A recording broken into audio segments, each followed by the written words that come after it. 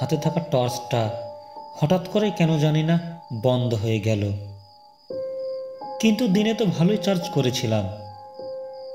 অবশ্য চাঁদনি রাত ও পদ্মার চকচকে সাদা বালিতে সামনে এগোতে কোনো সমস্যা হচ্ছে না। একটু এগিয়ে একটা টিলা চোখে পড়ল।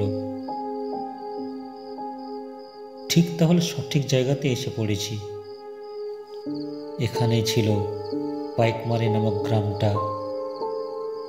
মার কাছে তাহলে এই গ্রামের গল্পে শুনে এসেছি ছোটকাল থেকে। হঠাৎ একটা দমকা হাওয়া বয়ে গেল আমার পাশ দিয়ে। মনে হলো পেছন দিয়ে কেউ যেন এগিয়ে আসছে আমার দিকে। তারপরে এক গম্ভীর গলায় একটা আওয়াজ,